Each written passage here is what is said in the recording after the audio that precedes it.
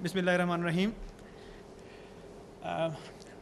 I'm Dr. Muhammad Harun Yusuf, along with my team members, giving you an idea about a business model by impact add from population to resource.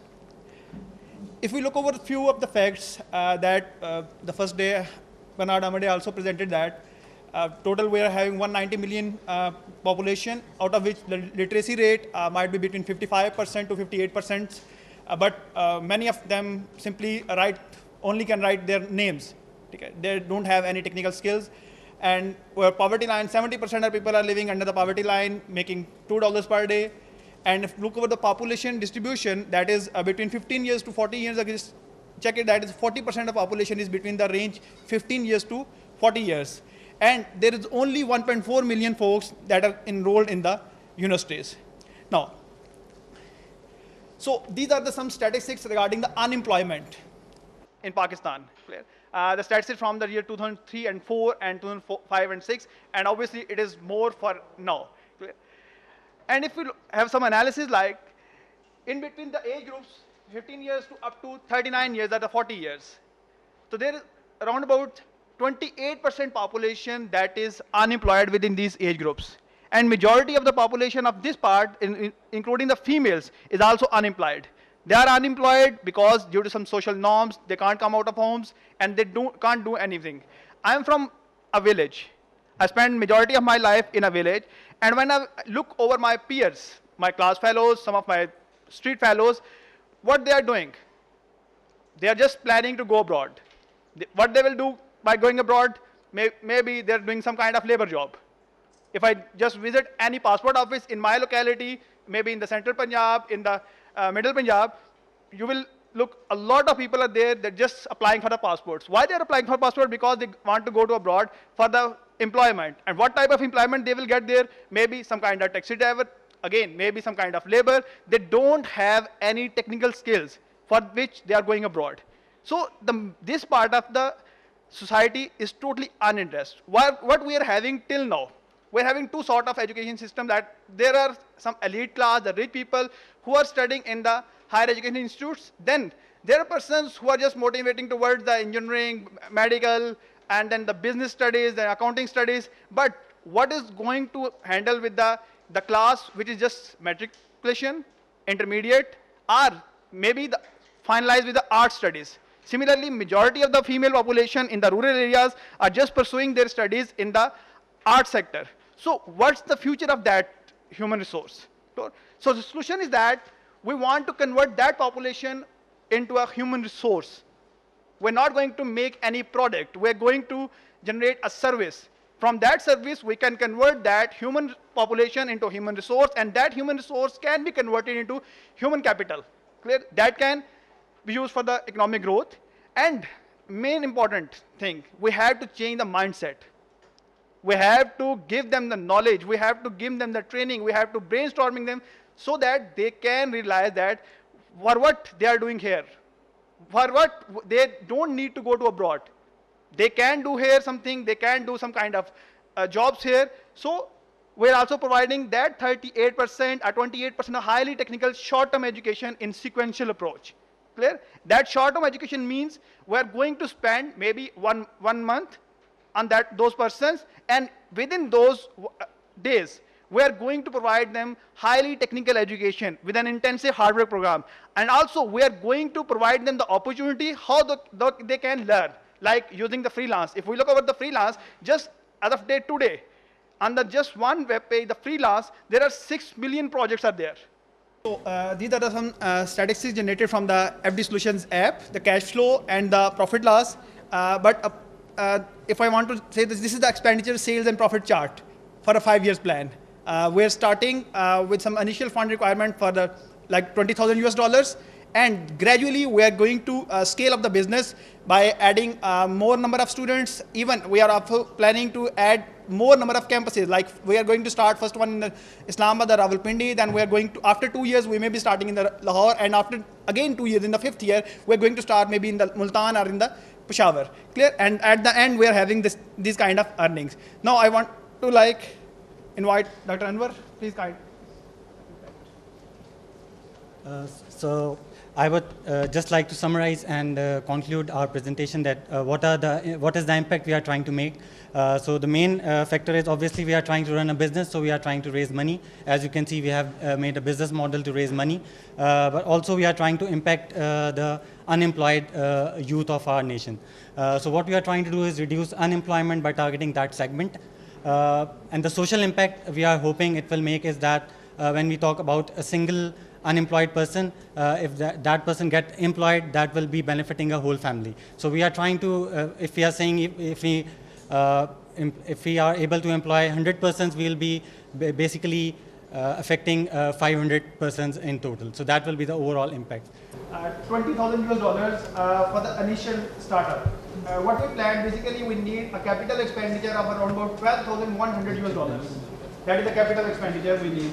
This $12,100 basically is used for the purchase of computing machines. Around about in the starting we are going to purchase 28 machines. We have to set up the office. In the office are a sort of a lab where we need some kind of furniture, tables and chairs.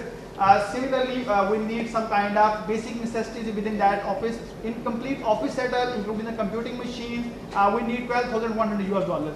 And for the sustainability, we're basically hiring people first, and then maybe we will take 1 month or 2 months to plan further, and then we will have a first class for ourselves.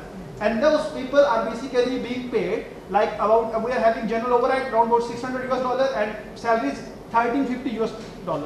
If we just look around here in our society, we are having a lot of some starting setups like just build a computer engineer within 1 month, within 1 week.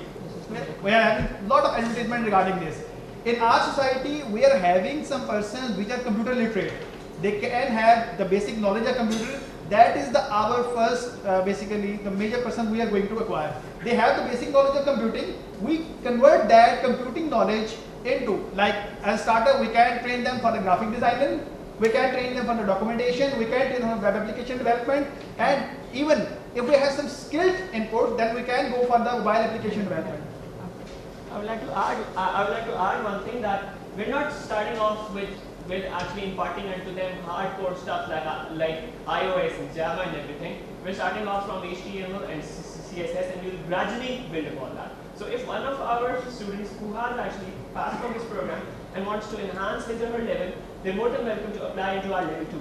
So it actually, the skill gets imparted in steps. Like you can't possibly learn everything in a short span of 1 month. Even the best boot camps in the US, they take maybe 11 to 12 weeks to impart the same education onto you. So we're not actually going to make a hypothetical model that takes in a person who doesn't know anything about code and transforms them into the next Steve Jobs or something. It's going to be a gradual process. But at least it would be better than being unemployed and doing nothing. No, I understand, but I don't think we still address what is the existing skill set.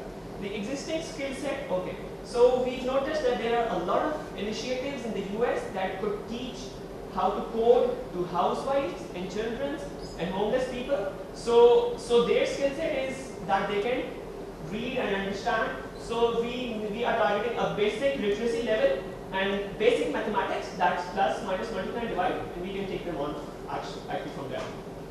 If it can be replicated in other parts of the world, it can be done over here as well. Regarding marketing, I just want to say that we are also going some, I am not from the marketing background, I am basically an engineer. And I can say that we are also following the crowd marketing. We are all teachers in the university, and even in my society or in my street, I have 2 persons who are willing to do this kind of, learn these kind of skills. So we can propagate this idea to our students. We are having around 5,000 to 7,000 students in our university, and majority of our students are already graduated and they are doing jobs in industry as well as in the university. So we can follow this strategy as well. And one more thing regarding the earning. How can we make sure that they are going to earn as soon as possible? It is a prerequisite for them. We are going to provide them the opportunity to freelance. Clear? And it is a prerequisite for them to earn at least $20 by the completion of their course within 1 month. Opportunities will be provided by us because we are having some background and we will have some better earning rate over the internet. So if they earn $20, then they are having confident that they can make earning by themselves. For this, we have a plan that basically from the market survey for now, we know that we need people who have training in computer skills. The reason is, we looked at the statistics from the Pakistan Software Export Board, and they say that the exports in terms of software-related industry is expected to grow by 217% in the next 5 years. So that means there is a huge market. So from this market analysis, we know that for now we have to train people in terms of ICT or IT skills. But what we plan also on doing is to re-evaluate our business plan after, let's say, 3 years, see the market again, what are the requirements in the market. For example, it can go into wearable solutions, and we can then train people on wearable solutions. So it depends how the market is going. So currently it is on IT, so that's why we are training people on IT. If in the long run it changes, then we can change our curriculum accordingly. Actually, for the business to be self-sustainable, we will need to bring in some basic data entry level projects that they would be working on in addition to what we are teaching them. This is only to make the project self-sustainable. Exactly this. Number one, I saw one of the slides said that $450 is the speed percentage that you're looking at, right? And you're looking at probably people who are very low computer literacy skills. True. Because on the other hand, you're competing directly with India and Philippines and China, and they are offering software at very, very low prices. So out of this $460 in a 1-month course, we really expect that these people will reach a level where they can get sufficient business. Can I answer this? Can I answer this question? No, I'm afraid we don't have time. I apologize. Maybe we can let the judges see the clock next time on the questions. So we'll maybe turn it around, share the time with you. Thank you very much. Okay, I want to welcome Bio Innovations to the stage. Good morning, everyone. My name is Lena Sissel, and I'm one of the founders of Microbial Tech. Today, I'm going to introduce you my company, which is Bio Innovations. It is actually a joint venture between Microbial Tech, Park Energy Solutions, and Kathmandu University in Nepal. One of the most important problems that we as a Pakistani nation is actually facing is energy crisis. Alternative resources have been used for the generation of energy, but the most proven method today is the production of energy through biogas. Biogas is actually a product which utilizes the organic waste, which could be cow manure or kitchen waste or agricultural waste, and it converts it into energy through the process of fermentation. That energy can be either utilized as electricity, or it can be used as heating purposes in kitchen, and it can also we can also get value-added fertilizers as a byproduct from it. But the problem that the different biogas companies are facing is the reduced production of energy due to the temperature fluctuations due to the climatic change. These fluctuations can either be seasonal, that is from summers to winters, and from day to night. Usually what happens is at lower temperature, the production of biogas is much reduced because the process either slows down or it entirely stops because the organisms, the microorganisms, which is responsible for the process of fermentation, usually get lysed or it stops working. So that's the problem that we identify. And usually in Pakistan, there's less than 10,000 biogas plants that have been established, but 50% of them are not working right now because of the same reason. So we have come with a solution to create a product that will enhance the production of biogas through these plants. So our innovative idea is the production of microbial consortia. It is actually a mixture of microorganisms which can show activity in a wide range of temperature, that it can show a similar amount of activity at the lowest temperature, and it can show the same amount of activity at the highest temperature. So if we add this consortia in that biogas plants, then it will show its activity of the process of fermentation at varied range of temperatures. So we can plant those biogas units in areas where the energy is actually much needed, but it was not possible because of the shortcomings. Of course, the impact of this product to the society will be huge, because we can get a sustainable amount of biogas production by these companies. And those companies which nowadays, because of this temperature and climate variations, they are underperforming, we can also revive these companies by the use of this product. And we can help them to work to its full capacity.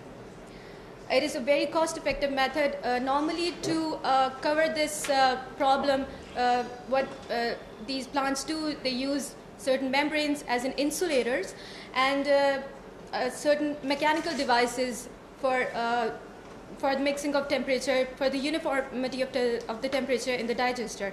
And these are mechanical stirrers. But for a single unit, for domestic purpose, it may cost up to $5,000, which is very expensive. But our product would not cost more than $5 after it is developed.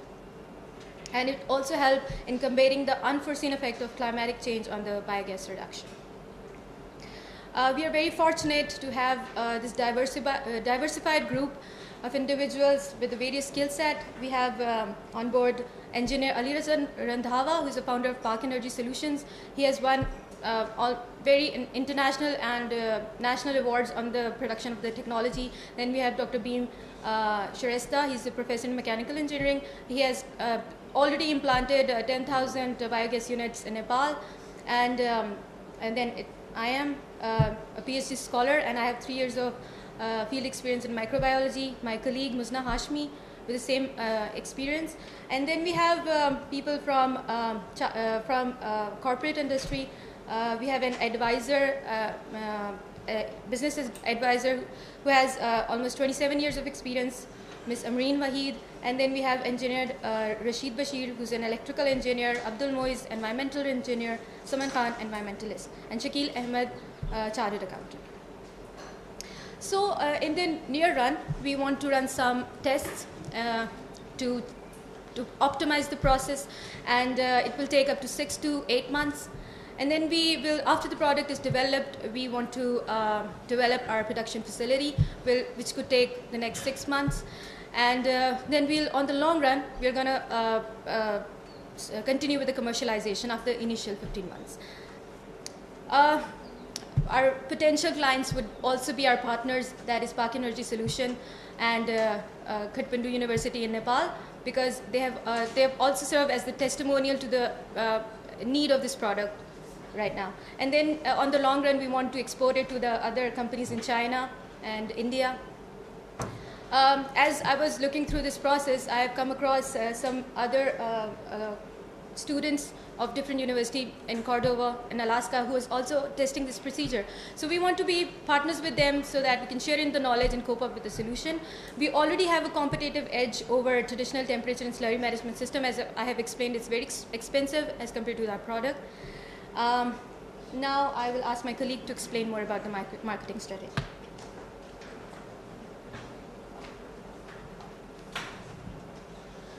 Thank you, Lina, for your part. So talking specifically about the marketing strategy that we would be following, we would be aiming at the boot approach, which is the build, operate, own and then transfer. Just like we will be building a sort of a plant for the production and cultivation of those microbes, which is basically a trade secret.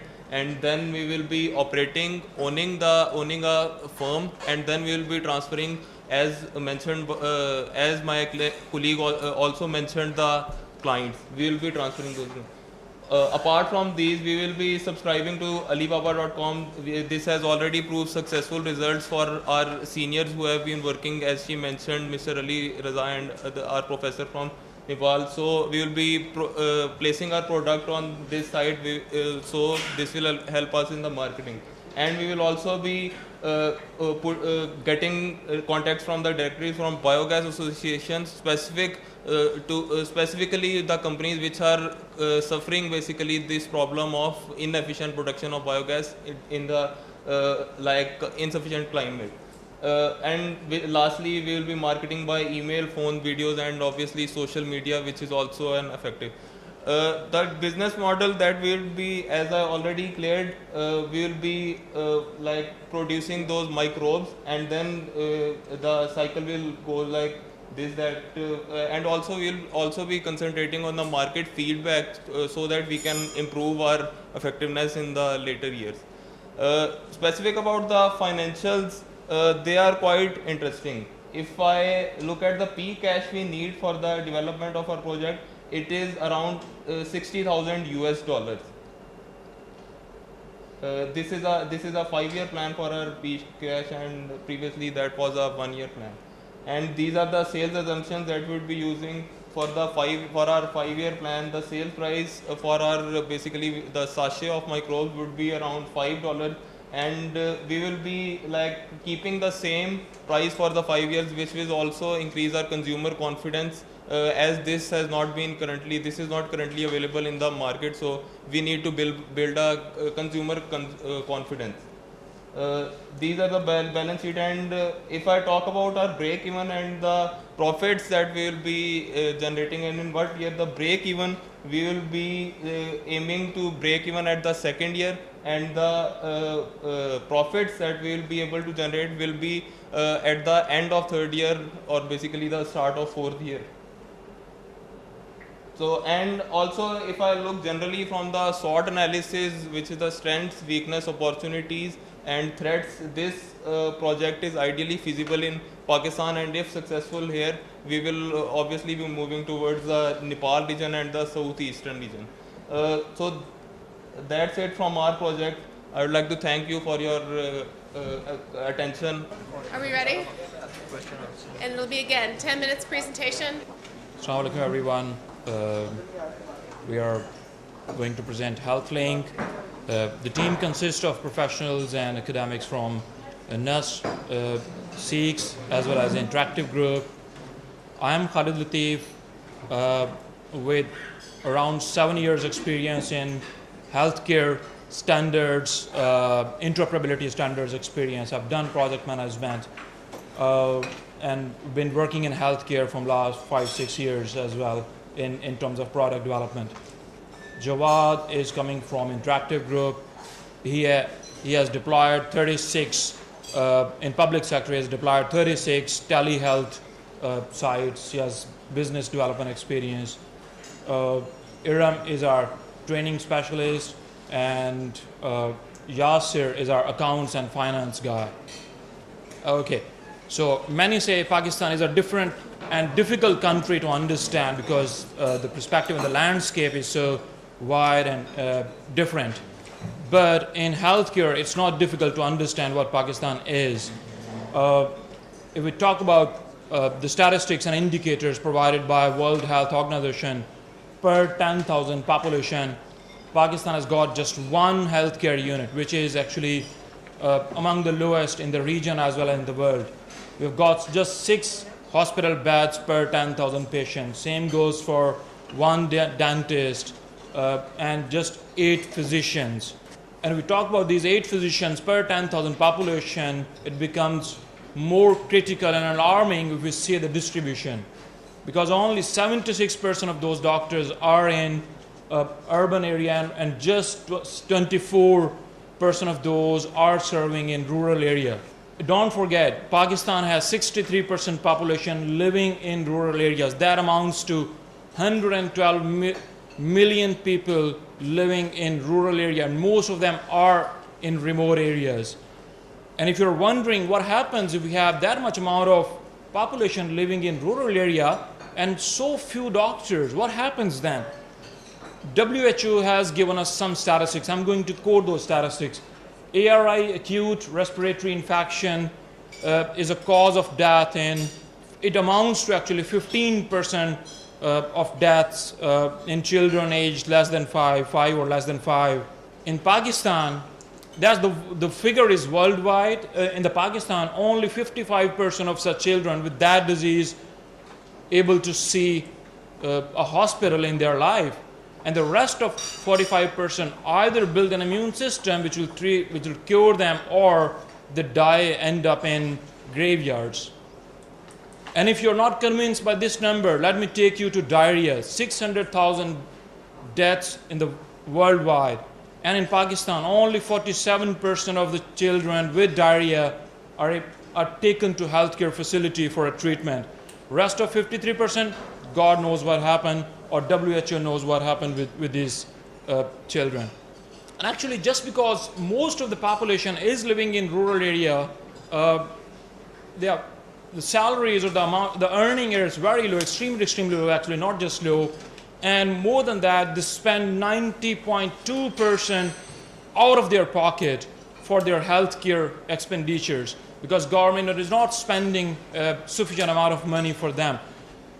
In the urban, the situation is a little better because now we have private insurance schemes as well, but in the rural area, that situation is extremely alarming. The point is that a person living in a rural area, not just he has to spend on the healthcare, but he or she also has to spend on the traveling costs, because that guy would have to travel from a remote site to a hospital in the city. So he is spending more than a person living in the urban area. And if someone from the family is sick, the bread and butter earner has to take that person, lady or a girl or a boy, to the city, and then he cannot make earnings for those many number of days for which he would be in a rural, from rural to urban area for the treatment of his family members. Are there any solutions for this problem? Yes, there are many. We are not a new one to think about this problem. There are many existing solutions. For instance, AMD Telemedicine has built such a trolley. It's a very expensive trolley. It amounts to around $50,000 per unit. I'm not counting the cost of the server side, the infrastructure which is behind. MedWeb has built this kit with this kit which any doctor can take and go to a remote area. That also costs a lot. We think the cost of such existing solutions is very high. These systems are not flexible because they cannot incorporate other devices, and it's difficult to scale out. What we have, and the social impact, we have improved healthcare at doorstep, lesser mental social trauma, more than 10% financial saving for the patients, and the person in the remote site, paramedic, can actually earn 4 times the regular salary would earn anywhere in a city. So it's an income generation activity as well in the remote areas. Financial summary, $200,000 if invested in that business would 25 ROI figure, our valuation becomes 26 million over 5 years. We have the numbers to support these figures. EBITDA, 5th year is 5 million, 5.2 million actually. And if you're wondering these numbers are skewed or not correct, let me tell you that we are not doing it for the first time. We have actually done a project with the name of Telehealthcare. It was supported by USAID. The facility sees 30,000 patients per year, which is 100 patients every day. And in our figures, we just counted 60 patients a day in one facility. Interactive has done something similar in Sharmik near Skardu. They have also the team which built telehealthcare master site at Holy Family Hospital. Our current status, we already have got 30 million funding, 30 million rupees funding from ICT. This is real thing, not a makeup, this is real thing. We are working on the device interoperability framework where a laptop can act as a remote device and all the devices can connect with that device with a laptop. We are also building a customized EMR system for that. We believe we will be able to complete R&D by September and be in the market by December for first pilot site on a commercial basis. Our strategy for marketing will be branding, advertisement, a number of things. We also think that the Prime Minister's loan initiative is a very good initiative because then the paramedics working in cities can actually take that loan and set up a site in the remote area. And the laptop can come from Punjab government's laptop scheme initiative. I'll conclude with some of the benefits that we think are very critical. It's a very efficient management and tracking of all medical records with evidence, live sharing of medical records between biomedical professionals, sharing of medical records for complicated diagnoses with medical experts through store and forward mechanism, because we can store all the information and that can later on be sent to experts.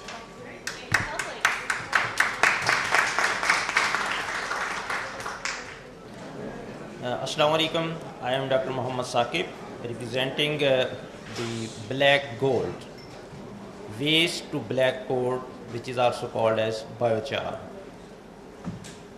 In our team, we had a good combination of different experts. Myself, I am an environmental scientist working at University of Agriculture, Faisal. Dr. Fahad Rasool, who is chairperson of Pakistan Biochar Institute and also has a business background. Mr. Umar Farooq, who is basically an energy systems engineer. Ms. Shagufta Zafar, who is looking for the chemistry side of this project. And Professor Dr. Iftikhar Durrani, who is a mechanical engineer by background, and he may help us in different type of problems with respect to the mechanical processing of the product. And he is also very much interested with respect to academia industry linkage. Now